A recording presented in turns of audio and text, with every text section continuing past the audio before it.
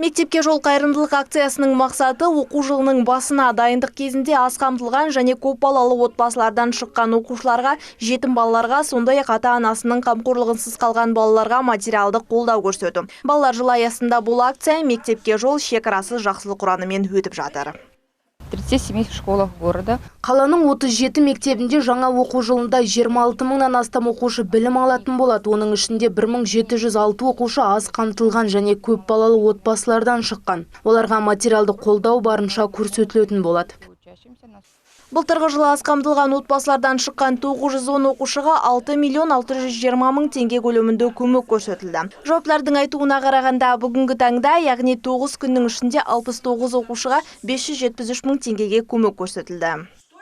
С каждым годом Бүгінгі таңда кеңсе тауарлармен, заттармен қамтамасыз ету үшін балалардың тізімі жасалды. Мемлекеттік органдарға хаттар жіберілді. Қайырымдылық көмек шеңберінде көмек көрсету үшін меценаттар мен демеушілерді тарту бойынша іс-шаралар өткізіледі. Егер сіз өз көмегіңізді көрсетуге мүмкіндігіңіз болса, Петропавл қаласының білім бөліміне жүгіне аласыз.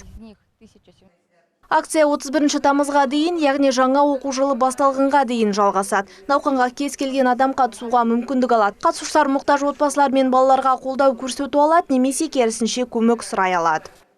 Акция аз қамтылған, көп балалы отбасылардан шыққан мектеп оқушыларына, жетім және ата-анасының қамқорлығынсыз қалған балаларға қажетті көмек көрсету мақсатында өткізіліп отыр. Балаларды жаңа оқу жылына дайындауға кез келген адам көмектесе алады. Осылайша әлеуметтік себептермен балалардың мектепке бармауының алдын аламыз. Әрбір мектепке әлеуметтік көмекке мұқтаж балалардың атаулы жеке тізімдері жасалған. Білім беру ұйымдарында жедел желі үздіксіз жұмыс ұйымдастырылған. Қиын өмірлік жағдайға тап болған барлық бала мен ата-ана көмек сұрай алады. Өз кезегінде бей-жай қарамайтын азаматтар, кәсіпкерлер, меценаттар акцияға қосылып, мұқтаж жандарға қол ұшын соза алады.